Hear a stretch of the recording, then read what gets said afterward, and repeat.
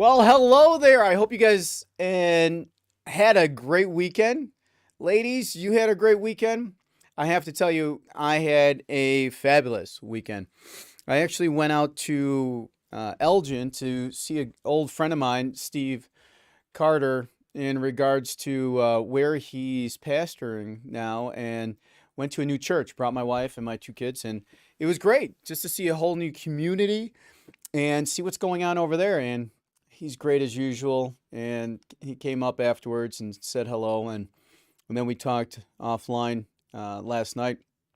We're going to get together for dinner or something, coffee. And it's just great just to see how people move along in their journey. And some of us stay connected with people, um, with these individuals. And it's really interesting. So today I have a great session for you in regards to really just identifying the individuality versus conformity.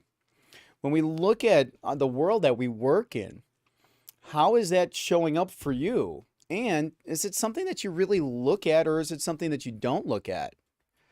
So, as I mentioned, today I really want to just go over with all of you about individuality in today's society.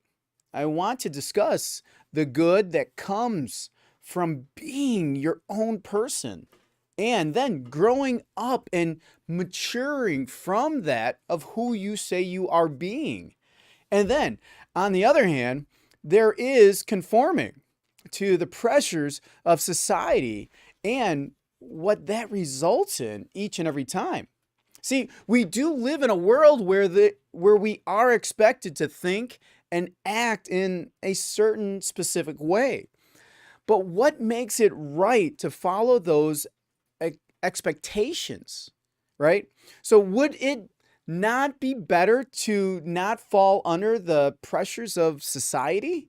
I mean, we live in this duality world as we walk through of light and dark, if you will, because it's light out right now, but then the dark falls. So as we go through this walk, this journey, I think there are pros and cons to both having individuality and conformity. So we should go through it together and get a better understanding of what these two ideologies really mean in our everyday lives, right? So as we look at this, I really want you to be with yourself. Where are you on this journey? And may I be able to give any insight or direction to where you're currently at on this journey that you're on. So in order to weigh what good or bad comes from following individuality, it's good to know what individuality really means. How often do you really say the word individuality? I know I don't, right? So as we really dive and uncover this, let's really take a look at the individuality and the qualities that distinguishes a person from other people, because that's what it is. How are you as an individual compared to other people? You can also say it's what separates us from others that are alike. An individual has someone who has their own idea, their own needs, their own desires. They also warrant their own set of rights and duties. As we are getting to witness both the notions of diversity and individuality, they're both important components of society, of today's workforce. So, you see, there are benefits to having individuality. It can boost confidence because it allows us to believe in our own abilities and to add our own personal touch on everything that we do and touch. See, when you are an individual, you have your own perspective on matters. See, we have our own passive thoughts up here, and we grab them and make them, create them into who we say we are. We grab that individual thought, that passive thought, make it individual. That individuality, now it's a created thought, and we live by that. See, you have your own perspective on what matters to you and your own unique experiences. So the good thing is that those unique perspectives of everyone can come together and create a more productive workplace. I'd say that's the ideal situation right there. Especially in the world today, there's a large support for having individuality. It makes sense as well.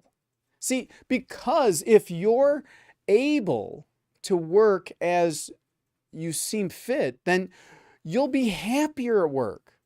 You feel less pressure and say the right thing or avoid sharing new ideas.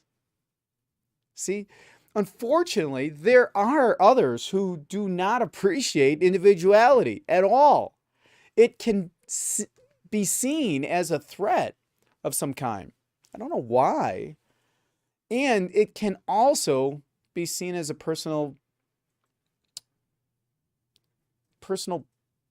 or a person being selfish. Have you seen yourself being selfish? Where are you being selfish? Just look at that. And really, what game are you playing? Do you have your why already laid out? Do you have your purpose declared? See, doing things just for yourself, no matter how it affects others, can be the wrong way to go about things. Some individuals are like this, and some are not. See, individuality can perhaps come with the perception of being weird, awkward, or a kind of odd person as you're going forward. And honestly, having those assumptions can be unfair. See, imagine this. Some companies may not hire a certain person because they have seen or they are seen as not fit or not part of the company person that we're really looking for that company. You know, based on the criteria that really isn't important. Who really came up with that criteria that they're really choosing? See, being different should be promoted as a good thing, but sometimes it's not. It leads to rejection. And so to avoid being an outcast, some choose to conform. See, so what is the pros and the cons of conformity? So as you can imagine, conformity is the opposite of individuality. See, it's the idea that one adapts to, that identifies with norms and beliefs of a certain group, or then matches those norms or beliefs. So there's a lot of matching.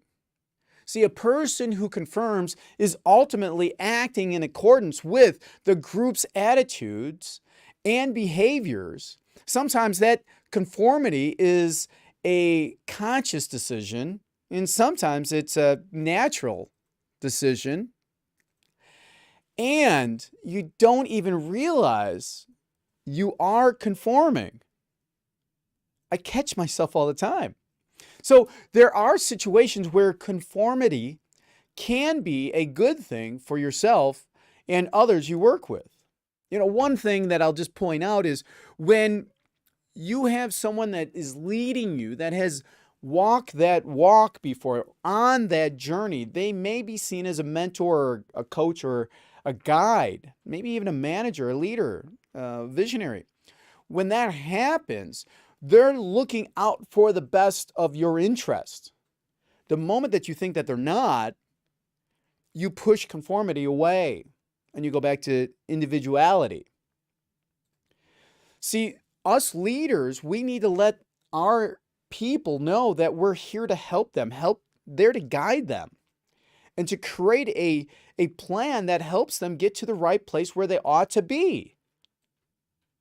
Some can't see where they ought to be. They're just doing. And we get caught up into that individuality of just doing and doing and doing, but we're not really paying attention to the scoreboard.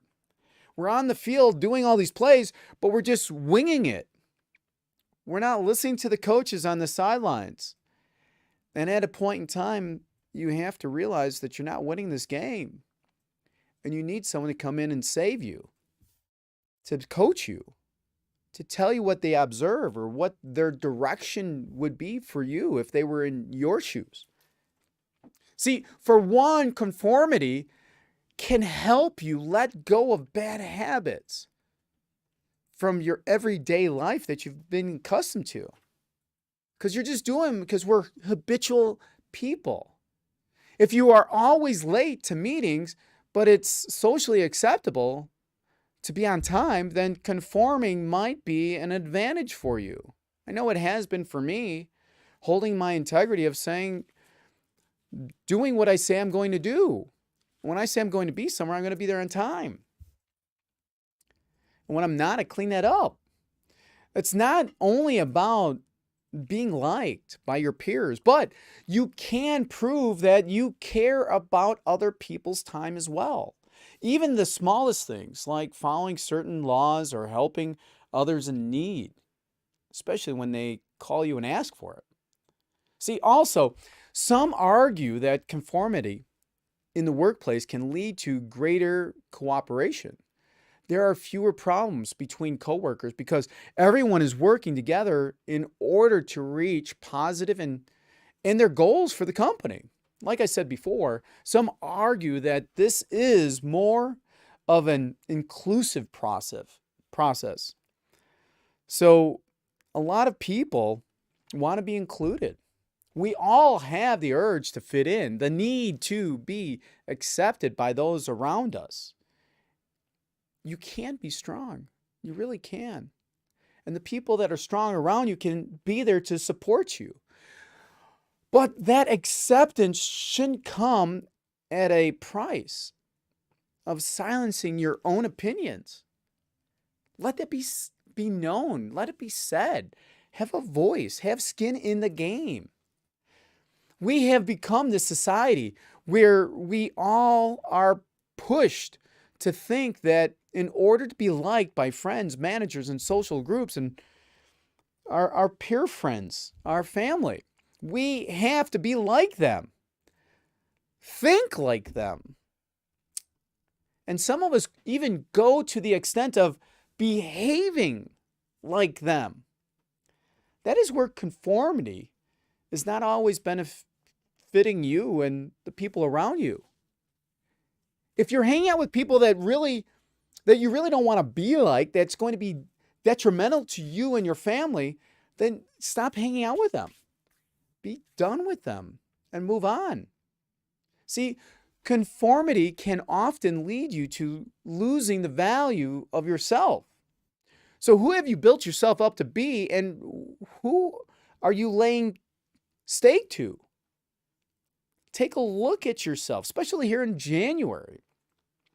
As we're looking at ourselves and what we're up to in the game that we're playing, are the people in your life really the people that you want to be conforming with? Are they the right people that are going to bring you to where you need to be, or where you ought to be, or where you want to be? See, some people feel low esteem because they think their options aren't as important as the collective option. They look at those other collective options of others and say, the low self-esteem then can hold that person back from pushing and pursuing bigger and better things to do. It can lower the motivation and limit the potential, their true potential. See, and there's those people who look down on those who stand on their own with their differences. No one wants to be subjected to being different, regardless of what's right or not. See, I have a place in my world where I am spacious to all of humanity, even if they hold a different space than I do. That allows me to really be with what other people's opinions are. I don't have to necessarily go into conformity and conform with their negativism, or in some cases, I do want to conform with their positivism. Don't even think positivism is a true word, but it goes with it right now in a live situation. So there are also those who are conforming by agreeing to bad ideas. We got to be cautious when that happens. Like, this is morally and ethically wrong for your boss to be doing this thing or asking you to do this thing, but you play along because you do not want the repercussions that come out of that or of standing up against what he or she is saying. And then where does that leave you? That leaves you in a place of uncertainty, doubt. So make sure you're being led by the right leader that's out to help you, that's out to do positive things for the company. A leader that's not giving you direction is a leader or a boss that isn't really looking out for your best interest. So if you did have some comments, concerns, I hope it's in the comments. I'm going to go to that now and look over at my board.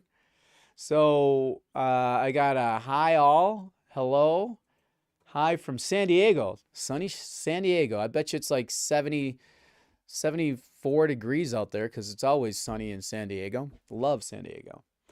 So my whole podcast is built on this. Good stuff. Thanks, Mike. I'm gonna have to check out your podcast and see what you have going on over there. If you ever want to unite, let me know. Maybe we can do a dual podcast. You can come on over to me, and I'll come on over to you, and we'll grow it a little bit. Awesome. Hello. This is good information to all hiring managers, recruiters, and coworkers. Absolutely, this is good stuff. I mean, it's fantastic. Cindy writes, "How do you determine when to follow the group and when you should be yourself?" That's so great. For me over here, when do I follow the group? And let me see that again. When do you follow the group? How do you determine when to follow the group and when you should be by yourself? All right. So I will jump into a group environment wherever the group environment is and I will listen to them. If I'm kind of questioning, I'll take a majority, right? And see if I have quorum. Quorum just means majority of the people. So if they're saying we're going this way, I will totally sit down and I'll just go along with the program. A good leader will always follow. They're a great follower. So when I have to look and say, all right, the majority is still kind of confused, I'll break it down and break that conversation down to its simplest terms and really find out what the yeah buts are and the hums and the well what ifs. So then I will bring a little bit of who I am into the mix so we can get back on track. And then once I do that, I try to storm it a little bit. I try to norm it a little bit. And I try to find a conformity where we all agree, even if we choose something different, that we're agreeing to go ahead and move forward.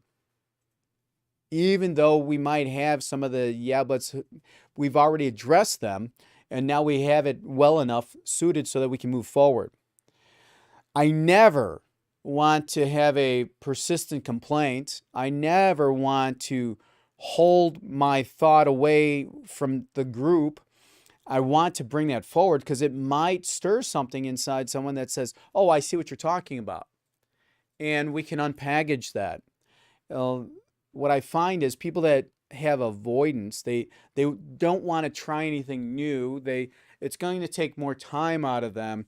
A lot of that, you really have to uncover that from an individuality perspective to find out what's really blocking them so that you can really have that journey to really just move forward with.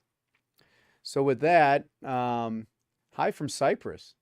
We got Mark here. Happy to be back in the real world. Yeah, Mark was on vacation there for a little bit and handling some other projects. Start with the results and then work on how to get there.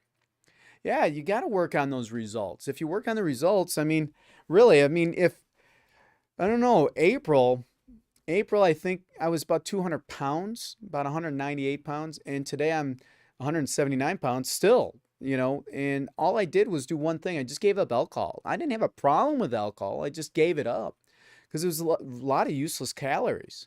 So what's the result? The result is I want to stay below 180 pounds. So what are the results? What do I need to do? Individual, right? Individual says stop drinking alcohol. So I stopped drinking alcohol and I continue that still January, February, March until the end of March. So that'll be 1 full year, 12 months of not drinking alcohol, which my body is thanking me for like profusely. So it's a beautiful thing. And I could go on and on and on of all the different things that I try. And, when I ask my team to try something, I've usually tried it myself. And I've dealt with the obstacles and the problems that go along with that as I'm taking that on. So let's just conclude here and wrap up. When you think about conformity and individuality, are two ideologies that mostly do and can coexist. So when you're looking at these ideologies of individuality and conformity, when you're dealing with these, what can you do? What are you not doing? What can coexist?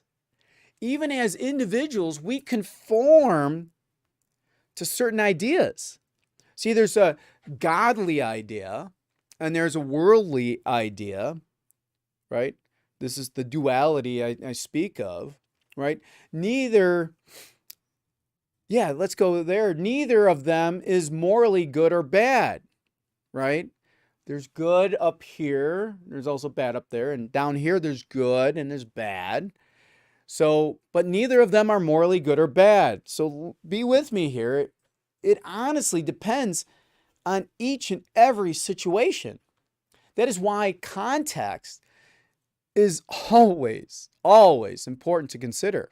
See, we all have a place in this world and do not need to do anything based on others. By your unique self, my unique self, we have to accept ourselves, accept yourself, and stand up. Stand up for what you believe in, even when it's not the collective norm. See, I will not stand by idly when I don't agree. I just can't. That's my word. My word is everything.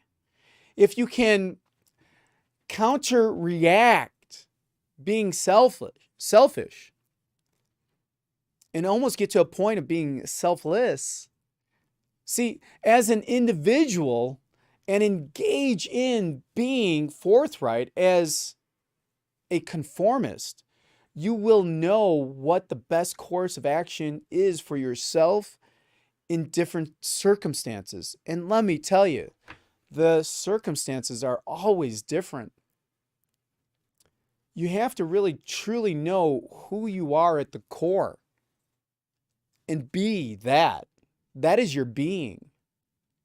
I question, what have you placed as your core? What is your document in this world that you're living by?